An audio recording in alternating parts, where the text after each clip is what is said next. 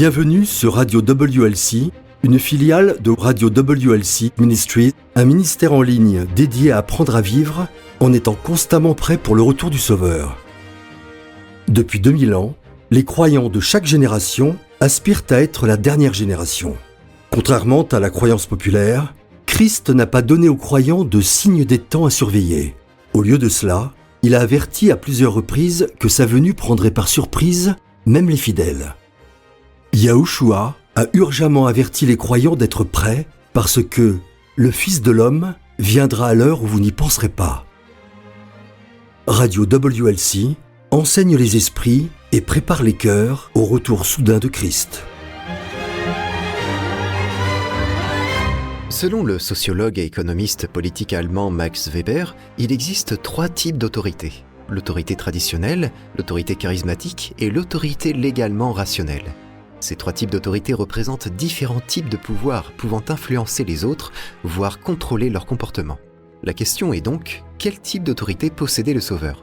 Si vous êtes trinitaire, vous diriez que son autorité n'était pas seulement déléguée par le Père, mais aussi inhérente à lui-même, puisqu'il est Dieu le Fils. Mais les Écritures soutiennent-elles une telle affirmation ?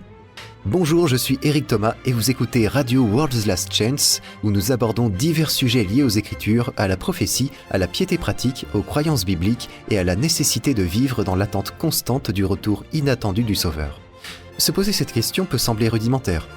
D'où Yahushua avait-il reçu son autorité ? Mais lorsqu'on réalise que les Écritures contredisent les affirmations selon lesquelles l'autorité de Christ lui est naturellement venue du fait de sa nature divine, cela devient un point important à considérer car la vérité sur l'origine de l'autorité de Christ remet en question de nombreuses hypothèses chrétiennes. Aujourd'hui, avec Jean-Olivier, nous allons partager une étude sur ce que les Écritures révèlent sur l'autorité de Yahushua. Plus tard, Élise Blanc partagera avec nous une nouvelle promesse pour toute personne en danger. Se retrouver dans une situation dangereuse peut être stressant, mais Yahuwah a le pouvoir de nous protéger même dans les circonstances les plus périlleuses. Jean, l'autorité est un concept intéressant. Se soustraire à l'autorité peut vous causer de sérieux ennuis. C'est possible. Une bonne compréhension de l'autorité peut être bénéfique, tandis que l'abus d'autorité peut engendrer de nombreux problèmes. J'ai récemment lu l'histoire d'une association de propriétaires aux États-Unis qui a outrepassé ses limites et en a payé le prix fort. Attends une seconde.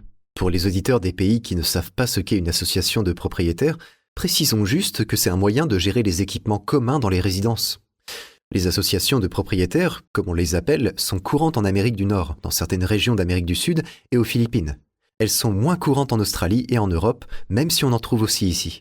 Nous les appelons associations de résidents, mais elles ne sont pas aussi répandues ni aussi puissantes qu'en Amérique du Nord. On pourrait parler de syndicats de copropriété, mais je ne suis pas sûr que ce soit exactement l'équivalent. Il y a de nombreuses histoires assez horribles concernant des associations de propriétaires avides de pouvoir en Amérique du Nord. Si vous peignez votre maison d'une couleur non approuvée par l'association, vous risquez une amende. Si vos rideaux sont d'une couleur autre que le blanc, vous risquez une amende. Si l'herbe de votre pelouse est trop haute, vous risquez une amende. Et bien sûr, il y a aussi des frais mensuels à payer. Pourquoi adhérer volontairement à une organisation aussi restrictive ? Eh bien, beaucoup de gens ne le font pas. Un homme nommé Matt Butner a partagé sur le site Quora une anecdote concernant une association de propriétaires près de chez lui. Apparemment, une maison située sur un grand terrain d'angle, à côté de l'entrée de cette association, n'en faisait pas partie. Sur leur terrain, ils avaient garé leur bateau et une caravane. Ils avaient également une piscine hors sol, 2 abris de jardin et une clôture de 1,80 m. Tous ces éléments étaient interdits par le règlement de l'association. Et le fait qu'ils soient présents sur le terrain juste à l'entrée de l'association... Ça ne leur faisait pas une belle image, n'est-ce pas ? Non. Du coup, l'association de copropriété a commencé à envoyer des lettres aux propriétaires, lui infligeant des amendes pour infraction au règlement. Mais comme il n'était pas membre, il les a simplement jetés à la poubelle. Finalement, l'association l'a poursuivi en justice pour amende impayée. Sérieux ? Oh oui, mais il a contre-attaqué pour harcèlement et, tenez-vous bien, il a gagné. C'est génial ! Eh bien, l'association de propriétaires n'était pas très contente. On leur a ordonné de payer 20 000 $, mais ils n'ont pas payé. Et ils ont continué à ne pas payer, et ils ont encore insisté à ne pas payer.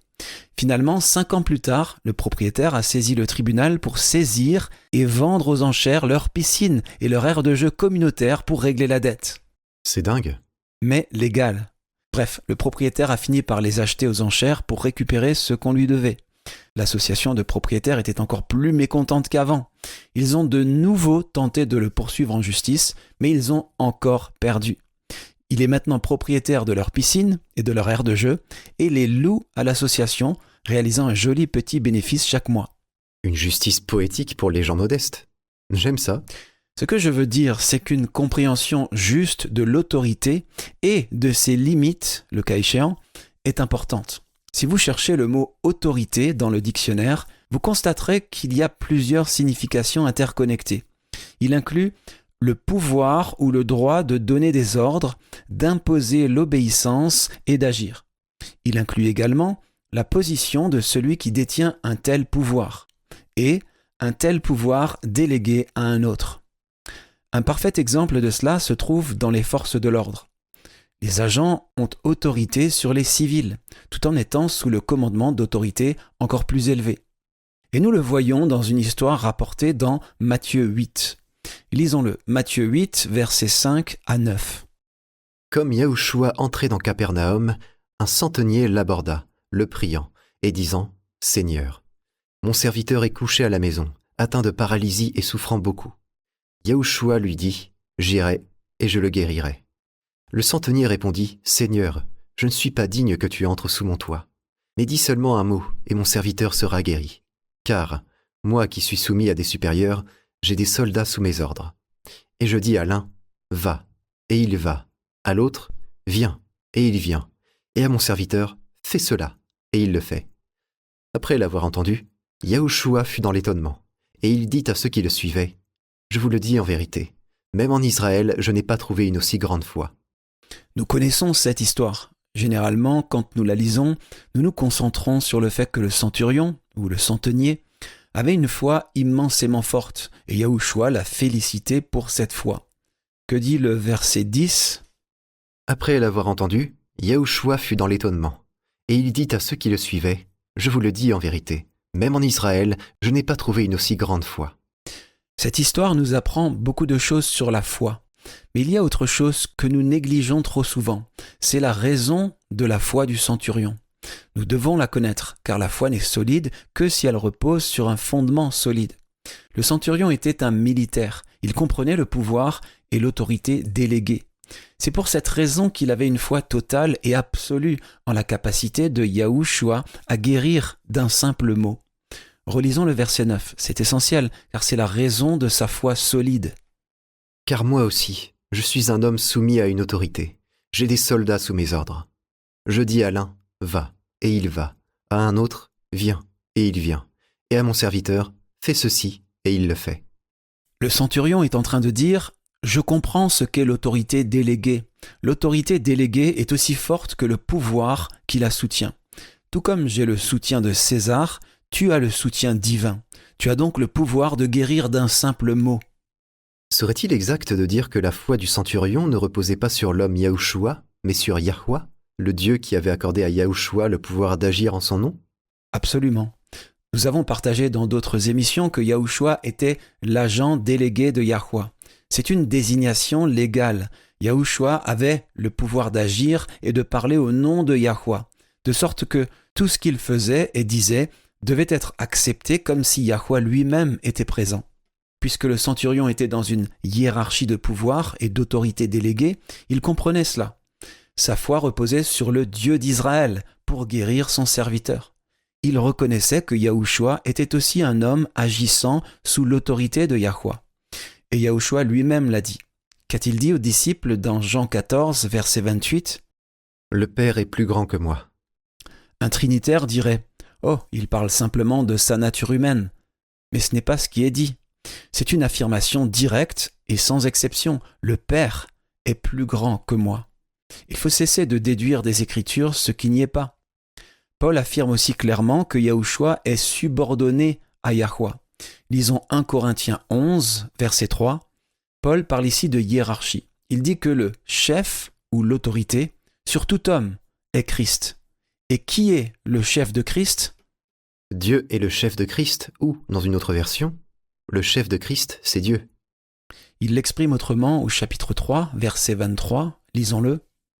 Vous êtes à Christ, et Christ est à Dieu. Encore une fois, cela montre une hiérarchie. Avant de poursuivre, je voudrais clarifier une chose pour nos auditeurs. Dans l'émission d'aujourd'hui, vous m'entendrez souvent utiliser le titre « Dieu ». Il y a une raison à cela. Premièrement, c'est ce qui apparaît dans l'original. Deuxièmement, en parcourant les passages des Écritures qui montrent que Yahushua est subordonné à Dieu, demandez-vous si cela est possible si Yahushua lui-même est Dieu. Ou est-ce seulement possible si seul Yahweh est Dieu ? Le fait est que, dans une hiérarchie, personne ne s'élève ni ne se nomme lui-même.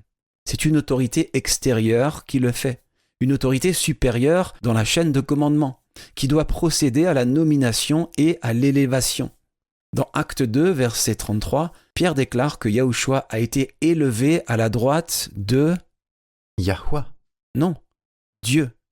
Oui, Yahweh est Dieu, mais Yahushua ne l'est pas. Si Yahushua était Dieu, il n'aurait pas besoin d'être élevé à une position qui lui revenait de droit en tant que Dieu. L'exaltation, l'élévation de Yahushua par Dieu pour qu'il siège à sa droite est un thème qui revient fréquemment dans les premiers sermons des apôtres. Que disent-ils dans Acte 5, verset 31 ? Dieu l'a élevé par sa droite comme prince et sauveur pour donner à Israël la repentance et le pardon des péchés. Yahweh, Dieu, est celui qui élève. Cela démontre que Yahushua ne pouvait en aucun cas être Dieu, même avec une double nature, car il se serait alors élevé lui-même. Allons dans Michée 5 et lisons le verset 2. Il s'agit d'une prophétie concernant le Sauveur, mais il y a ici une expression très révélatrice. Michée, chapitre 5, verset 2. Et toi, Bethléem Ephrata, petite entre les milliers de Juda, de toi sortira pour moi celui qui dominera sur Israël, et dont l'origine remonte aux temps anciens, au jour de l'éternité. C'est un de ces passages de l'Écriture que beaucoup de croyants ont plus ou moins mémorisé, simplement parce qu'il est facile à retenir. J'ai entendu des gens le citer, et il m'est arrivé de le citer, plus ou moins textuellement. J'aurais tendance à dire quelque chose comme « Et toi, Bethléem, de toi sortira celui qui dominera sur Israël, dont l'origine remonte aux temps anciens. » Et c'est à peu près ce qui est dit. Mais un détail important est omis. C'est Yahweh qui parle. Il dit « De toi sortira quoi ?» Qu'est-ce qu'il dit ensuite ? Pour moi. Pour moi. Il s'agit d'une déclaration de délégation. Yahushua agit à la place de Yahweh, car Yahweh lui en a accordé l'autorité. Il s'agit d'une autorité désignée. La puissance supérieure accorde à son subordonné le droit d'agir et de parler en son nom. Le verset 4 développe ce point. À propos de Yahushua, celui qui doit venir pour Yahweh, que dit-il ? Il se présentera et il gouvernera avec la force de Yahweh, avec la majesté du nom de Yahweh, son Dieu, et ils auront une demeure assurée, car il sera glorifié jusqu'aux extrémités de la terre. Yahushua a un Dieu, et c'est le même Dieu que vous et moi adorons. Yahweh est notre Dieu. Le Dieu de Yahushua n'est pas lui-même. Yahushua était un homme sous l'autorité de Dieu, et ce Dieu est Yahweh. Si la réforme protestante avait une devise, c'était bien « sola scriptura » ou « l'écriture d'abord » ou encore « par l'écriture seule ». Paul a déclaré « Toute l'écriture est inspirée de Dieu et utile pour enseigner, pour convaincre, pour corriger, pour instruire dans la justice, afin que l'homme de Dieu soit formé et équipé pour toute œuvre bonne. » Voilà pourquoi Yahweh nous a donné sa parole. Il n'y a aucune situation que vous pouvez rencontrer dans la vie pour laquelle la Bible n'ait pas de réponse. Vous avez un problème au travail et vous ne savez pas quoi faire ? Les Écritures ont la réponse. Vous êtes dans une situation dangereuse et vous avez besoin de l'aide divine ? Les Écritures ont une promesse. Votre mariage est en difficulté, voire en train de s'effondrer ? Les Écritures ont la solution. Les Écritures nous donnent une connaissance du cœur caché de Yah que rien d'autre ne peut fournir. Découvrez l'importance et l'impact sur la vie de donner la priorité aux Écritures. Recherchez l'émission numéro 53 diffusée précédemment intitulée « Les Écritures d'abord ». Vous la trouverez sur notre site et sur notre chaîne YouTube. C'est l'émission numéro 53 « Les Écritures d'abord » sur worldslastchance.com et sur notre chaîne YouTube.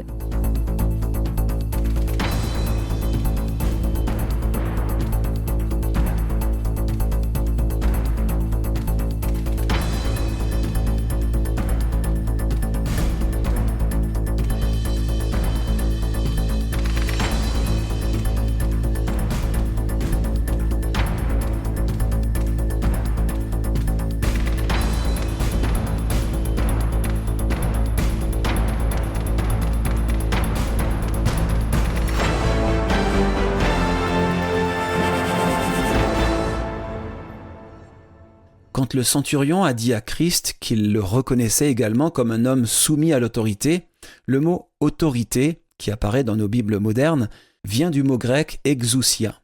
Lisons la définition du dictionnaire Strong pour le mot « exousia ». C'est le numéro 1849.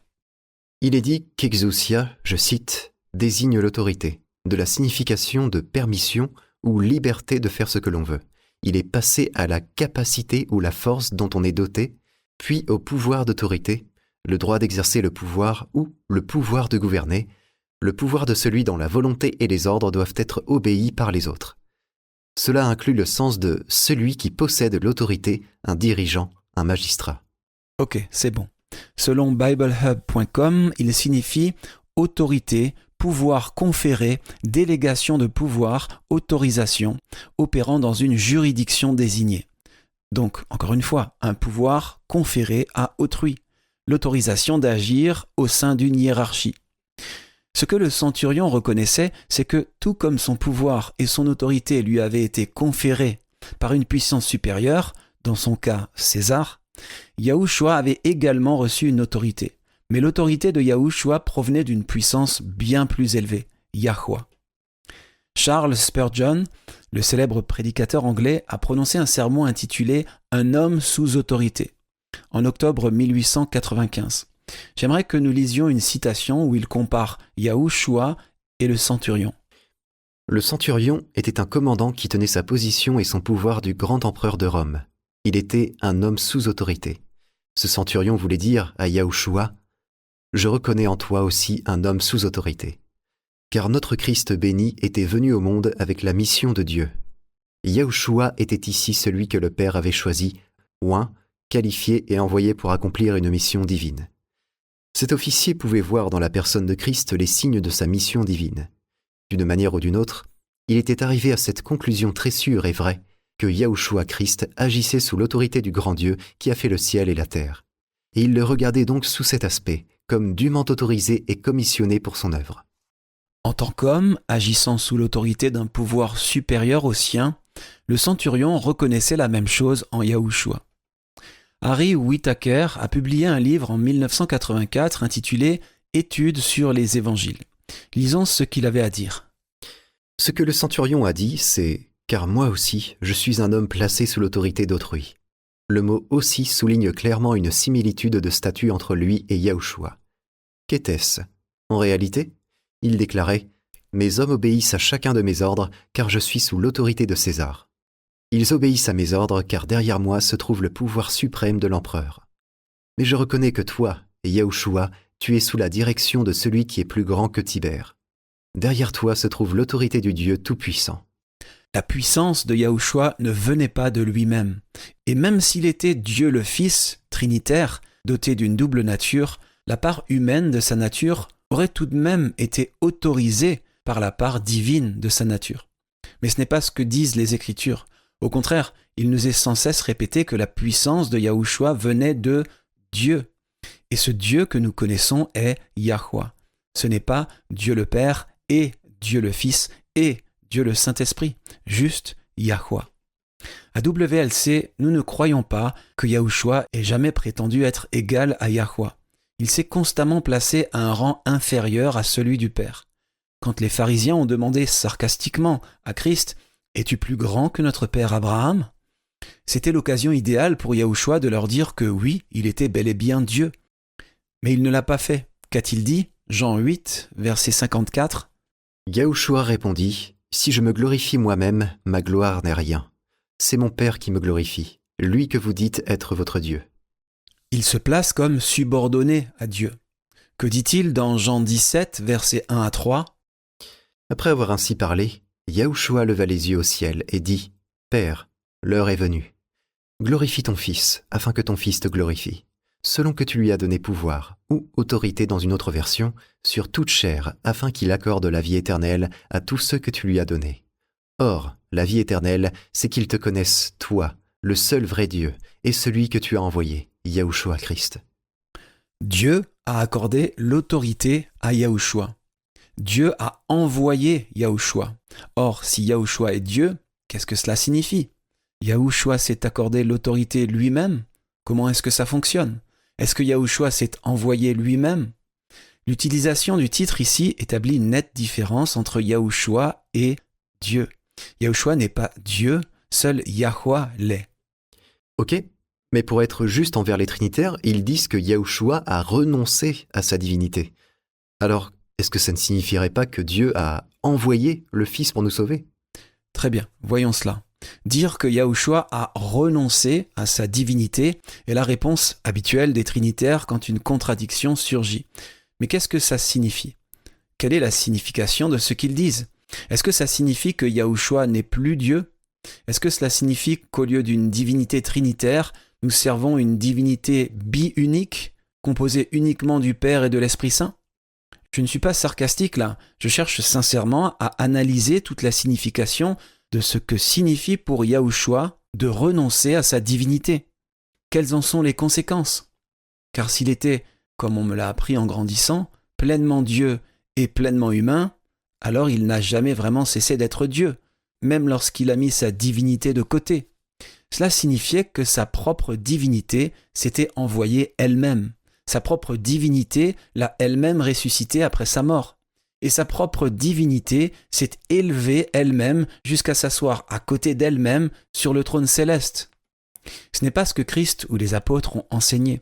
Nous ne croyons pas que Paul ait jamais placé Yahushua à égalité avec le Père. Comment le formule-t-il dans sa salutation d'ouverture aux Corinthiens, 1 Corinthiens 1, verset 3 ? « Que la grâce et la paix vous soient données de la part de Dieu notre Père et du Seigneur Yahushua Christ. » Que la grâce et la paix vous soient données de la part de Dieu notre Père et du Seigneur Yahushua Christ. Il n'était pas une seule et même personne. C'est encore plus clair au chapitre 8. Lisons les versets 5 et 6. « Car, s'il est des êtres qui sont appelés dieux, soit dans le ciel, soit sur la terre, comme il existe réellement plusieurs dieux et plusieurs seigneurs, néanmoins pour nous, il n'y a qu'un seul Dieu, le Père, de qui viennent toutes choses et pour qui nous sommes, et un seul Seigneur, Yahushua Christ, par qui sont toutes choses et par qui nous sommes. » C'est là qu'une mauvaise traduction de l'Ancien Testament sème la confusion. Dans l'Ancien Testament, le mot « Dieu » est fréquemment appliqué à Yahweh, et c'est normal. Ce titre qui désigne aussi les faux dieux apparaît aussi dans le texte hébreu. Il faut un mot qui puisse s'appliquer à la fois au vrai et au faux pour pouvoir faire des comparaisons.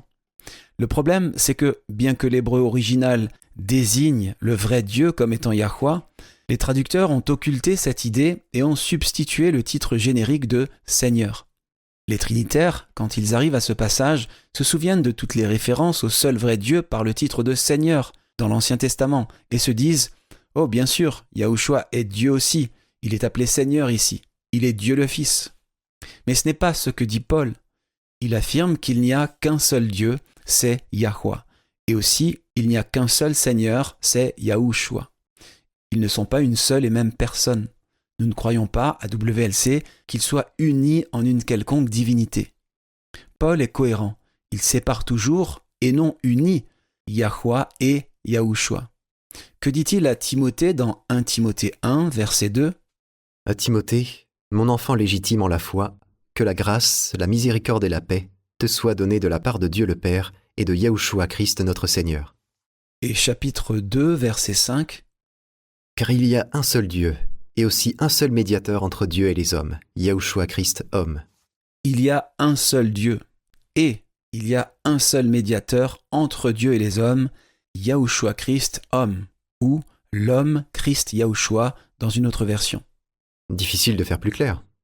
En effet, Paul, Pierre et Christ avaient tous un vocabulaire complet et fonctionnel. Les triades divines n'étaient pas inconnues dans le monde antique. En Égypte, il y avait Osiris, Isis et Horus, La Grèce antique comptait de nombreuses triades. Il y avait la triade olympique de Zeus, Athéna et Apollon. Les mystères d'Éleusis étaient centrés sur Déméter, sa fille Perséphone et Triptolème. La triade romaine était composée de Jupiter, de son épouse Junon et de leur fille Minerve. L'Égypte comptait de nombreuses triades divines. À Thèbes, il y avait Amon, Mout et Khonsou. À Memphis, ils vénéraient Ptah, Sekhmet et Nerfetum.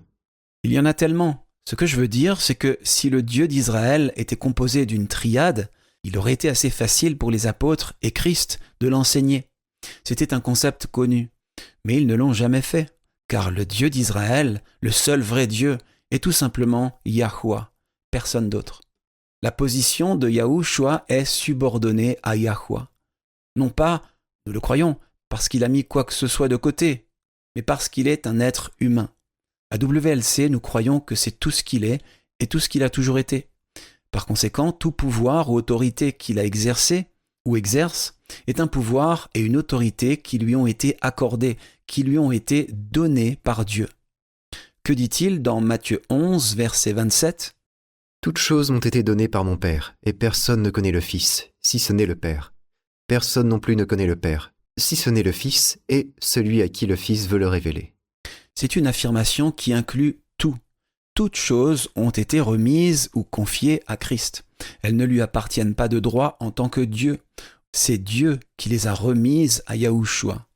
Même le pouvoir de pardonner les péchés. Laisse-moi le rechercher rapidement. C'est quand Yahushua guérit un homme boiteux. Voilà, c'est Matthieu 9, écoutez, versets 2 à 7. « Et voici, on lui amena un paralytique couché sur un lit. Yahushua, voyant leur foi, dit au paralytique, « Prends courage, mon enfant, tes péchés te sont pardonnés. » Sur quoi quelques scribes dirent au-dedans d'eux, « Cet homme blasphème. » Et Yahushua, connaissant leurs pensées, dit, « Pourquoi avez-vous de mauvaises pensées dans vos cœurs ? Car lequel est le plus aisé, de dire, « Tes péchés sont pardonnés » ou de dire, « Lève-toi et marche ?» Or, afin que vous sachiez que le Fils de l'homme a sur la terre le pouvoir de pardonner les péchés, « Lève-toi, dit-il au paralytique, prends ton lit et va dans ta maison. » Et il se leva et s'en alla dans sa maison. Je trouve ce passage intéressant car il ne s'agit clairement pas d'une autorité qui lui appartient parce qu'il est Dieu. Il se désigne lui-même comme étant le Fils de l'homme. C'est une autorité qui lui a été donnée. Et seule une autre puissance supérieure peut faire cela. Tu as raison. Et nous retrouvons cela tout au long de l'enseignement de Yahushua. Allons dans Jean 3, un chapitre riche en théologie. Lisons les versets 31 à 36. Tout ce passage parle de pouvoir délégué. Qui donne à qui le pouvoir de parler et d'enseigner ? Le pouvoir du porte-parole est directement lié à l'autorité de celui qui l'a envoyé. Lisons-le. Jean 3, versets 31 à 36. « Celui qui vient d'en haut est au-dessus de tous. Celui qui est de la terre est de la terre, et il parle comme étant de la terre. Celui qui vient du ciel est au-dessus de tous. Il rend témoignage de ce qu'il a vu et entendu, et personne ne reçoit son témoignage. Celui qui a reçu son témoignage a certifié que Dieu est vrai. Car celui que Dieu a envoyé dit les paroles de Dieu, parce que Dieu ne lui donne pas l'esprit avec mesure. Le Père aime le Fils, et il a remis toutes choses entre ses mains. Celui qui croit au Fils a la vie éternelle. Celui qui ne croit pas au Fils ne verra point la vie, mais la colère de Dieu demeure sur lui. » Celui que Dieu a envoyé ne peut pas être lui-même Dieu. Dieu ne s'envoie pas lui-même. Cela aurait été assez facile à dire. Lors des conciles éternels, j'ai décidé de venir sur la terre en tant qu'homme. Mais ce n'est pas ce qu'il dit. Voyons un autre passage, Jean 5, versets 26 à 27. Ok. « Car, comme le Père a la vie en lui-même, ainsi il a donné au Fils d'avoir la vie en lui-même. Et il lui a donné le pouvoir de juger, parce qu'il est Fils de l'homme. » Encore une fois, nous voyons que ce pouvoir d'avoir la vie, ce pouvoir de juger, est un pouvoir et une autorité délégués. Ils ont été donnés à Christ. Ils ne proviennent pas de lui. Vers la fin de sa vie, Christ a répété plusieurs fois ces affirmations. Lisons Jean 13, versets 3 et 4. C'est lors du dernier repas, la Sainte Seine. « Yahushua, qui savait que le Père avait remis toutes choses entre ses mains, qu'il était venu de Dieu et qu'il s'en allait à Dieu, se leva de table, ôta ses vêtements et prit un linge dont il se ceignit. » Cette traduction dit que Yahushua savait que Yahweh avait remis toutes choses entre ses mains. C'est une déclaration qui comprend tout. Lisons-le dans une autre traduction. Celle-ci n'est pas erronée, mais la lire dans une autre pourrait nous aider à saisir des nuances que nous aurions manquées autrement. Et Yahushua, sachant que le Père lui avait donné toutes choses entre les mains, et qu'il était venu de Dieu, et s'en allait à Dieu. Merci. Une autre dit que Yahweh a tout mis sous son pouvoir. Il dit aussi qu'il était venu de Dieu et qu'il retournait à Dieu. Nous ne croyons pas, à WLC, que cela signifie qu'il avait une préexistence. Nous croyons que cela signifie simplement qu'il avait été envoyé par Yahweh pour accomplir une œuvre spéciale. Et maintenant, alors que son œuvre touchait à sa fin, il allait retourner à Yahweh. Même dans la grande mission, ce point est répété. Lisons Matthieu 28, les versets 16 à 20. Les 11 disciples allèrent en Galilée, sur la montagne que Yahushua leur avait désignée. Quand ils le virent, ils se prosternèrent devant lui, mais quelques-uns eurent des doutes. Et Yahushua, s'étant approché, leur parla ainsi. « Tout pouvoir m'a été donné dans le ciel et sur la terre. Allez, faites de toutes les nations des disciples, les baptisant au nom du Père, du Fils et du Saint-Esprit, et enseignez-leur à observer tout ce que je vous ai prescrit. Et voici, je suis avec vous tous les jours, jusqu'à la fin du monde. » Ces paroles de Yahushua sont les dernières paroles rapportées dans l'évangile de Matthieu. C'est ce qu'il leur a dit avant d'être enlevé au ciel. Et cela leur rappelait qu'il avait une grande autorité et un grand pouvoir, car Dieu, Yahweh, les lui avait donnés. Cela devait inspirer foi et courage aux disciples alors qu'ils annonçaient l'évangile au monde. C'est une promesse qui inspire aussi notre foi. Nous pouvons avoir confiance que notre Sauveur, assis à la droite de la toute-puissance, a toute la puissance et l'autorité nécessaires pour nous aider.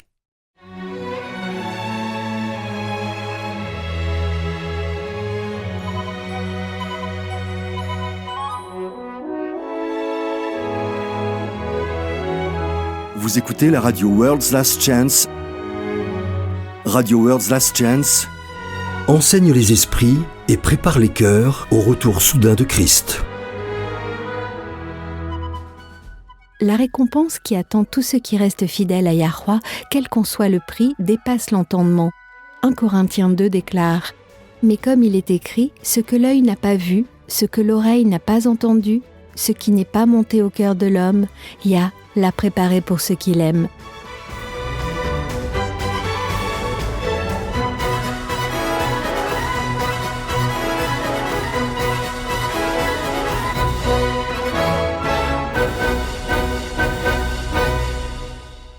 La théologie des apôtres était fondée sur les enseignements de Christ. Même Paul a appris directement de Yahushua après son retour au ciel. Voyons donc ce que les apôtres ont à dire. Lisons 1 Pierre, chapitre 1, le début du verset 3. Qu'est-il dit ? Béni soit Dieu, le Père de notre Seigneur Yahushua Christ. Dieu, ici, fait clairement référence à Yahweh. Il ne s'agit pas d'une divinité trinitaire dont Yahushua serait membre. Passons au chapitre 3, c'est l'une de ces phrases qui semble interminable. J'aimerais que nous lisions le verset 22, mais commençons au verset 21. Cette eau était une figure du baptême, qui n'est pas la purification des souillures du corps, mais l'engagement d'une bonne conscience envers Dieu, et qui maintenant vous sauve, vous aussi, par la résurrection de Yahushua Christ, qui est à la droite de Dieu, depuis qu'il est allé au ciel, et que les anges, les autorités et les puissances lui ont été soumis. Cela montre une fois de plus la position de Yahushua subordonnée à Dieu. Il est assis à la droite de Dieu. Il ne s'est pas soumis lui-même les autorités et les puissances. Au contraire, elles lui ont été soumises. C'est ce que Dieu a fait en faisant asseoir Yahushua à sa droite. Ce même thème est développé dans les messages aux églises dans Apocalypse. Allons dans Apocalypse chapitre 2 et lisons les versets 26 et 27. Ce qui est intéressant dans ce passage, c'est que Yahushua établit une hiérarchie où les croyants sont sous sa direction, tout comme lui est sous celle de Yahweh. À celui qui vaincra et qui gardera jusqu'à la fin mes œuvres, je donnerai autorité sur les nations. Il les pétera avec une verge de fer, comme on brise les vases d'argile, ainsi que moi-même j'en ai reçu le pouvoir de mon Père. Je pense qu'il va sans dire que si Yahushua était Dieu, il n'aurait pas besoin de recevoir l'autorité de Dieu. L'autorité lui appartiendrait intrinsèquement, de par son statut de Dieu. Mais ce n'est pas ce qu'il dit. Les œuvres puissantes de Yahushua devaient être acceptées comme la preuve qu'il avait été envoyé par Yahweh. Plus c'est grand, plus c'est puissant, plus celui qui a le plus d'autorité envoie de l'autorité, de la puissance, de la grandeur. Yahushua était subordonné à Dieu. Le fait qu'il ait pu accomplir de telles œuvres merveilleuses devait être accepté comme la preuve que Dieu l'avait envoyé, et non qu'il était Dieu. Jean a beaucoup à dire à ce sujet. Que dit Jean 5, verset 36 ? « Moi, j'ai un témoignage plus grand que celui de Jean, car les œuvres que le Père m'a donné d'accomplir, ces œuvres mêmes que je fais, témoignent de moi que c'est le Père qui m'a envoyé. » Celui qui est plus grand envoie celui qui est moins grand. Que dit Jean 10, verset 25 ? Yahushua leur répondit, « Je vous l'ai dit, et vous ne croyez pas. Les œuvres que je fais au nom de mon Père rendent témoignage de moi. » Comme nous l'avons vu dans d'autres émissions, Yahushua était l'agent de Yahweh, le représentant, agissant et parlant en son nom. Descendons maintenant au verset 32. Yahushua leur dit, « Je vous ai fait voir plusieurs bonnes œuvres venant de mon Père. Pour laquelle me lapidez-vous ? Et le verset 37. Si je ne fais pas les œuvres de mon Père, ne me croyez pas. » Cela établit un lien puissant qu'il est important de comprendre. Les miracles de Yahushua prouvent qu'il a été envoyé par Dieu. Non pas qu'il soit Dieu, mais qu'il a été envoyé par Dieu, par Yahweh. Être envoyé signifie qu'il est subordonné, non égal à Dieu, ni identique à Dieu. Jean 14, verset 10 est encore plus clair, lisons-le. « Ne crois-tu pas que je suis dans le Père et que le Père est en moi ? Les paroles que je vous dis, je ne les dis pas de moi-même, et le Père qui demeure en moi, c'est lui qui fait les œuvres. » Les apôtres ont pris Christ au mot, et c'est la théologie qu'ils ont enseignée. Que dit Pierre dans Acte 2, verset 22 ? « Hommes israélites, écoutez ces paroles. Yahushua de Nazareth, cet homme à qui Dieu a rendu témoignage devant vous par les miracles, les prodiges et les signes qu'il a opérés par lui au milieu de vous, comme vous le savez vous-même, ou dans une autre version, « Frères israélites, écoutez bien ceci. Yahushua de Nazareth était un homme que Dieu vous a confirmé par les miracles, les prodiges et les signes qu'il a opérés par lui au milieu de vous, comme vous le savez vous-même. » Yahushua était un homme accrédité ou attesté, approuvé, confirmé par Dieu. Comment ? Par les miracles qu'il a accomplis. C'est vraiment intéressant de voir comment Pierre insiste sur la distinction entre les deux. Et nous l'avions simplement ignoré, pensant qu'il parlait de la supposée double nature de Yahushua. Mais même s'il avait une double nature, une partie de lui serait toujours Dieu. Donc ces affirmations n'auraient aucun sens. En effet. Robert Charles Sproul était un théologien américain décédé en 2017 qui a souligné qu'un subordonné n'est jamais un père, P-A-I-R. Il y a une différence. Lisons une citation de son article intitulé « La subordination de Christ ». Lisons le premier paragraphe. Très bien. Il dit, je cite, « Qu'est-ce qu'un subordonné ? Dans notre langage, il est clair qu'être subordonné à quelqu'un, c'est être sous son autorité. Un subordonné n'est pas un père. Un subordonné n'a pas le même niveau d'autorité que son supérieur. Le préfixe sub signifie sous et sur signifie au-dessus. » C'est donc une affirmation claire, et il a raison. Être subordonné signifie être sous l'autorité de quelqu'un d'autre. Quelles étaient les paroles du centurion ? « Moi aussi, je suis un homme soumis à l'autorité. » Mais même avec la reconnaissance de cela, Sproul hésite à dire que Yahushua est subordonné à Dieu, car Sproul était trinitaire. Pour lui, Jésus est Dieu. Continuons à lire, voyons ce qu'il dit ensuite. Quand nous parlons de la subordination de Christ, nous devons le faire avec la plus grande prudence. Notre culture assimile subordination avec inégalité. Mais dans la Trinité, tous les membres sont égaux en nature, en honneur et en gloire. Les trois membres sont éternels, existent par eux-mêmes. Ils participent à tous les aspects et attributs de la divinité. Voilà donc le problème quand vous êtes trinitaire. Les Écritures répètent à plusieurs reprises que Yahushua est subordonné à Dieu, qui fait bien sûr référence à Yahweh. Mais lorsqu'on est trinitaire, on croit que Yahushua est aussi Dieu. Donc pour concilier cette croyance en une divinité trinitaire, une croyance apparue bien plus tard, avec les déclarations bibliques claires montrant que Yahushua est subordonné à Yahweh, il faut affirmer que Yahushua n'était subordonné que dans sa fonction. Mais tout le reste restait divin. En tout, il était coégal au Père. Pour un trinitaire, il reste Dieu par essence. Le problème, c'est que ce n'est pas biblique. Heureusement, un nombre croissant de biblistes, intellectuellement honnêtes, commencent à l'admettre. J'ai rassemblé ici quelques affirmations que j'aimerais que nous lisions. Il y en a un certain nombre et nous ne prendrons pas le temps de toutes les lire, mais voyons-en quelques-unes. James Strong, de la concordance exhaustive de Strong. Waouh! Oh, voilà une citation de Philippe Schaff, le célèbre historien de l'Église.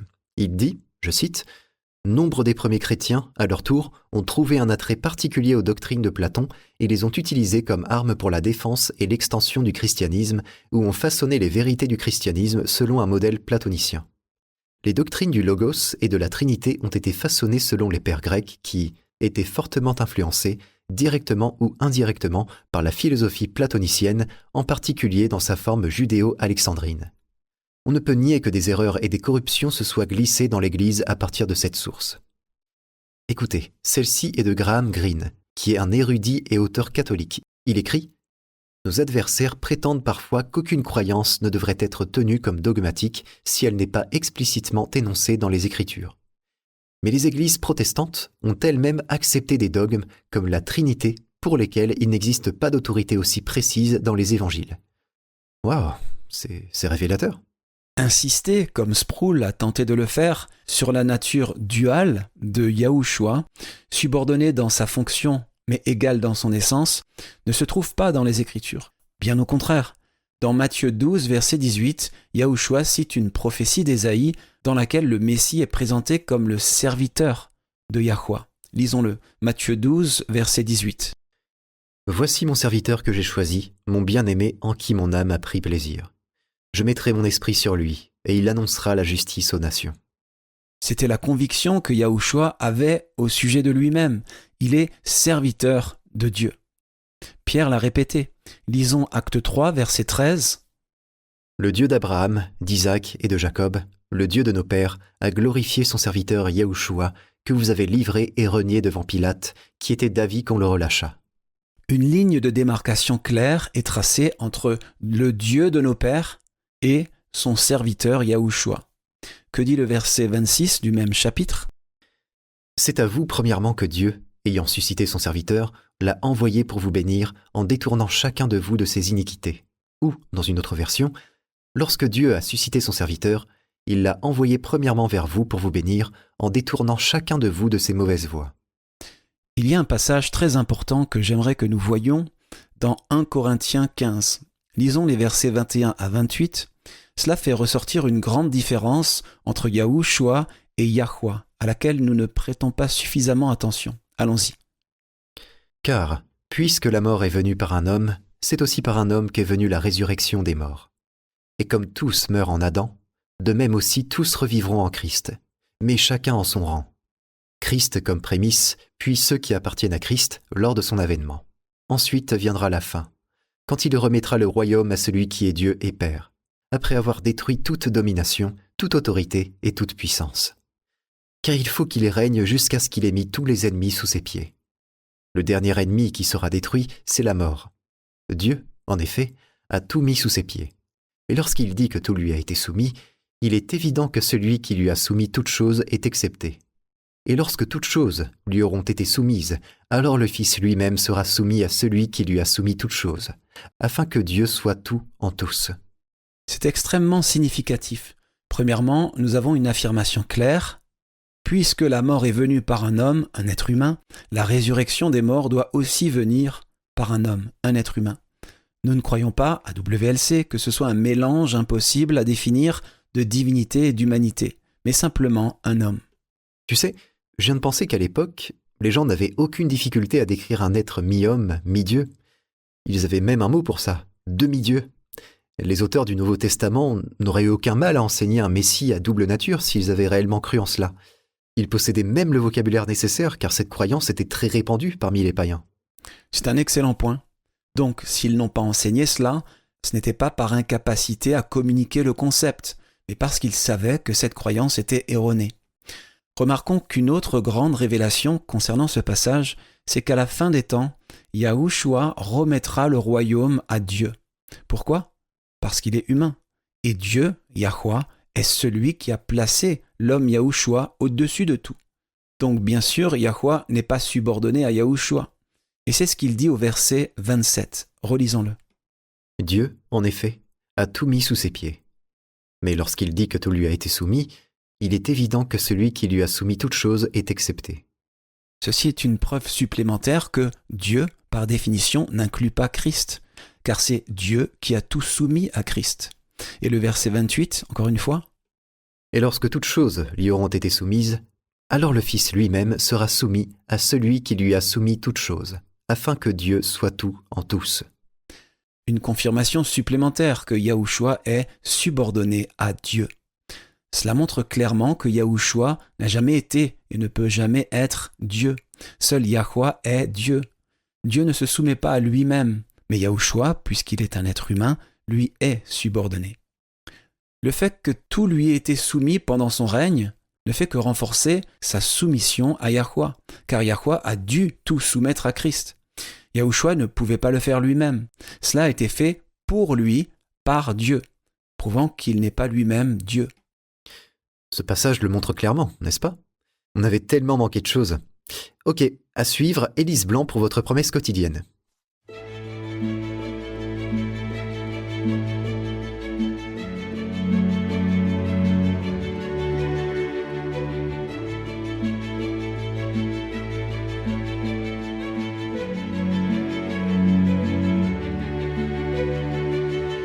De nombreux adultes auraient aimé avoir la possibilité d'étudier la religion à l'université. Il n'est pas trop tard. Sur worldslastchance.com, nous avons des centaines d'articles et de vidéos sur de nombreux sujets religieux et spirituels différents, et de nouveaux contenus sont ajoutés en permanence. Certains articles donnent des conseils sur comment vivre une vie chrétienne victorieuse. D'autres articles approfondissent des passages incompris de l'Écriture et expliquent ce que signifiait l'hébreu original. Nous proposons aussi de nombreux articles et vidéos sur les prophéties. Paul a dit à Timothée « Toute écriture est inspirée de Dieu et utile pour enseigner, pour convaincre, pour corriger, pour instruire dans la justice, afin que l'homme de Dieu soit accompli et propre à toute bonne œuvre. » Si vous lisez attentivement le contenu de notre site web, vous aurez une base solide non seulement dans les vérités doctrinales, mais vous connaîtrez aussi les secrets d'une prière efficace et comment étudier la Bible pour découvrir la vérité par vous-même. Visitez notre site worldslastchance.com. Il n'est jamais trop tard pour commencer. worldslastchance.com prépare un peuple pour le retour très proche du Sauveur.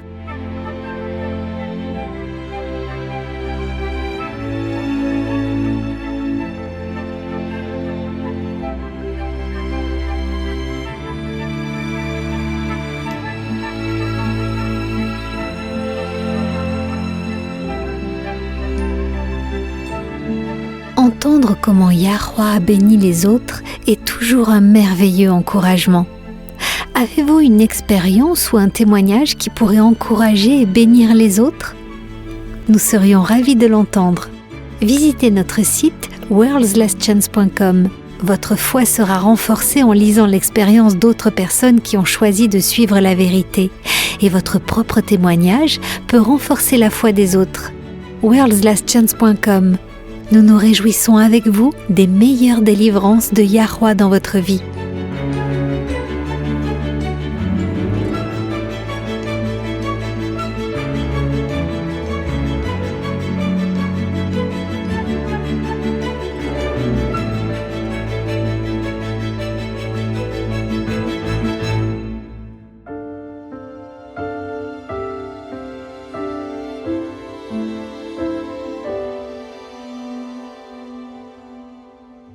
Vous écoutez Élise Blanc pour votre promesse quotidienne de la parole de Yah. Vendredi 6 mars 2015 a été un jour de tragédie et de miracle pour la famille Beck. Lynn Beck, âgée de 25 ans, rentrait chez elle en voiture à Springville, dans l'Utah aux États-Unis, après avoir rendu visite à ses parents à Salem. Sa fille Lily, âgée de 18 mois, se trouvait dans la voiture. Personne ne sait exactement ce qui s'est passé, mais vers 22h30 ce soir-là, alors qu'elle était à mi-chemin de son domicile, la voiture de Lynn a heurté une barrière de béton en traversant un pont. La voiture, avec la mère et la fille à bord, s'est immobilisée à l'envers sur les rives rocheuses de la rivière Spanish Fork. Le véhicule a été partiellement submergé par les eaux glacées et rapides. Cette nuit-là et le lendemain matin, les températures avoisinaient le point de congélation. Bien que le pont soit très fréquenté, personne n'a vu la voiture en contrebas car la barrière de ciment leur cachait la vue. Samedi, peu après midi, un pêcheur a vu la voiture renversée et a prévenu les autorités. Rapidement, la police et les secouristes sont arrivés sur place. Alors qu'ils étaient rassemblés, tout le monde a clairement entendu une voix d'adulte appeler « Aidez-moi, aidez-moi !» L'officier Jared Warner se souvient. Ce n'était pas seulement dans nos têtes. Pour moi, c'était clair comme de l'eau de roche. Je me souviens avoir entendu une voix qui ne ressemblait pas à celle d'un enfant et qui disait « Aidez-moi !» L'officier de police de Spanish Fork, Tyler Bed, est d'accord, déclarant à la télévision locale que quelqu'un a dit « Aidez-moi » à l'intérieur de cette voiture. Les secouristes ont rapidement retourné la voiture. Lynn était morte sur le siège avant, mais Lily était encore en vie, attachée à son siège auto à l'arrière. Elle était suspendue au-dessus de l'eau qui s'engouffrait par les vitres brisées de la voiture. Un pompier a sauté dans la rivière glacée et a coupé les sangles du siège auto, extrayant avec précaution l'enfant inconsciente. Une ligne humaine s'est formée et la petite fille est passée rapidement d'une personne à l'autre. L'eau était si froide que 4 pompiers et 3 policiers ont été traités pour hypothermie dans un hôpital local. La question est de savoir qui a appelé les secours. Lynn est morte dans l'accident et la petite Lily était non seulement trop jeune pour appeler à l'aide, mais elle était inconsciente à cause de l'exposition à l'eau glacée. Mais quelqu'un l'a fait et la vie de Lily a été épargnée. Les officiers qui ont entendu la voix appeler à l'aide sont tous d'accord pour dire que c'est une aide divine qui a sauvé la vie de Lily. Dans Matthieu 18, verset 10, Yahushua dit « Gardez-vous de mépriser un seul de ces petits, car je vous dis que leur ange dans les cieux voit continuellement la face de mon Père qui est dans les cieux. » Le psaume 34, verset 8 nous dit « L'ange de Yahweh campe autour de ceux qui le craignent, et il les arrache au danger. » Nous avons reçu de grandes et précieuses promesses. Réclamez-les dès maintenant.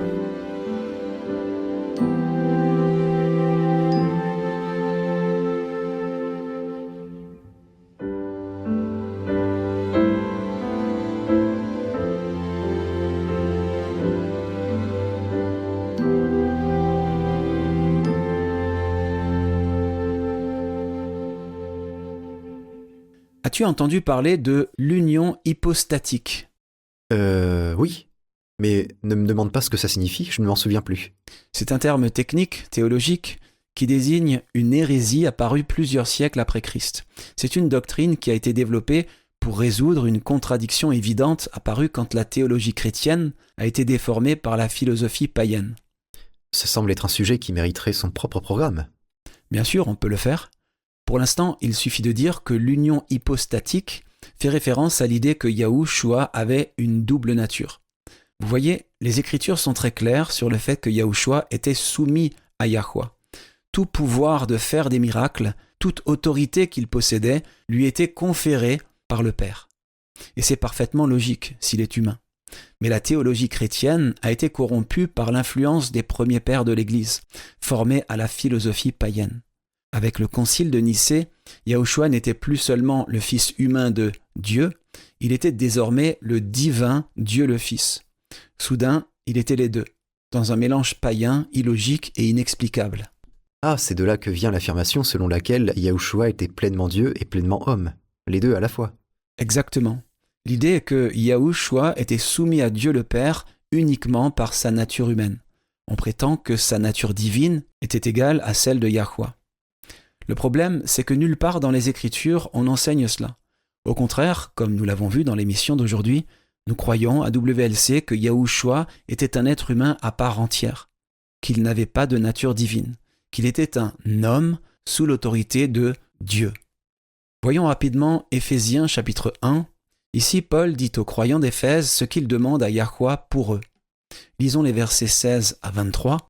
« Je ne cesse de rendre grâce pour vous, faisant mention de vous dans mes prières, afin que le Dieu de notre Seigneur Yahushua Christ, le Père de gloire, vous donne un esprit de sagesse et de révélation dans sa connaissance, et qu'il illumine les yeux de votre cœur pour que vous sachiez quelle est l'espérance qui s'attache à son appel, quelle est la richesse de la gloire de son héritage qu'il réserve aux saints, et quelle est envers nous qui croyons l'infinie grandeur de sa puissance, se manifestant avec efficacité par la vertu de sa force. Il l'a déployé en Christ, en le ressuscitant des morts, et en le faisant asseoir à sa droite dans des lieux célestes, au-dessus de toute domination, de toute autorité, de toute puissance, de toute dignité, et de tout nom qui se peut nommer, non seulement dans le siècle présent, mais encore dans le siècle à venir. Il a tout mis sous ses pieds, et il l'a donné pour chef suprême à l'Église, qui est son corps, la plénitude de celui qui remplit tout en tous. Qui a ressuscité Yahushua? Dieu, Yahweh. Et qui a élevé Yahushua pour qu'il siège à sa droite dans les lieux célestes? Yahweh. Si Yahushua avait une double nature, s'il était pleinement divin tout en étant pleinement humain, il n'aurait pas pu être élevé. Cela lui appartiendrait toujours de droit en tant que Dieu. Mais Paul ne croit clairement pas que Yahushua soit Dieu. Il nous dit qui est Dieu, le Père de gloire. C'est Yahweh. Ce n'est pas Yahushua. Le centurion romain avait une compréhension correcte de la position de Yahushua par rapport à Dieu. C'est un homme soumis à l'autorité. Et cela n'a pas changé depuis 2000 ans. Ce qui était vrai alors l'est encore aujourd'hui. Et c'est ce qui nous donne de l'espoir.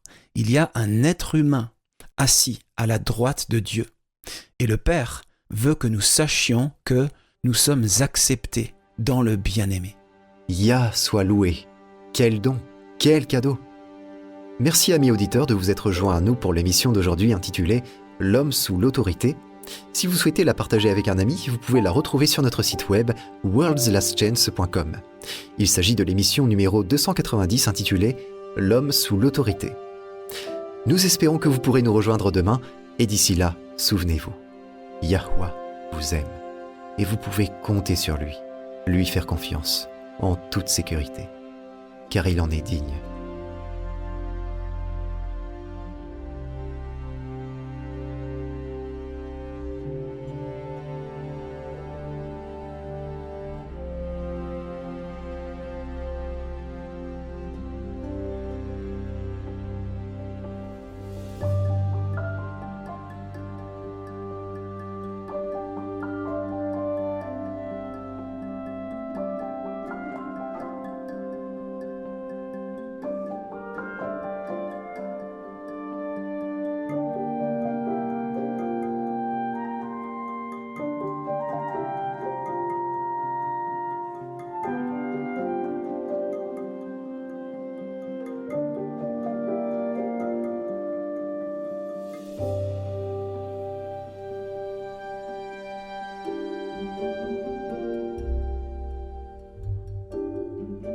Vous étiez à l'écoute de Radio WLC. Cette émission, ainsi que les épisodes précédents de Radio WLC, peuvent être téléchargés sur notre site web. Elles sont parfaitement appropriées pour être partagées avec des amis et pour des études bibliques. Elles sont également une excellente ressource pour ceux qui adorent Yahuwah, seul à la maison. Pour écouter les émissions déjà diffusées, visitez notre site web worldslastchance.com. Cliquez sur l'icône Radio WLC affichée sur notre page d'accueil. Dans ses enseignements et ses paraboles, le Sauveur n'a pas donné de signe des temps à surveiller. Au lieu de cela, l'idée maîtresse de son message était une vigilance constante. Rejoignez-nous demain pour un autre message rempli de vérité, alors que nous explorons divers sujets centrés sur le retour du Sauveur et comment vivre en étant constamment prêt à l'accueillir chaleureusement quand il viendra. Radio WLC enseigne les esprits et prépare les cœurs au retour soudain de Christ.